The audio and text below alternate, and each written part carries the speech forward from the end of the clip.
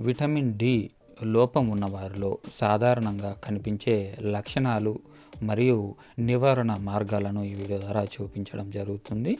Vitamin D లోపం ఉన్నవారిలో విపరీతమైన అలసట ఉంటుంది.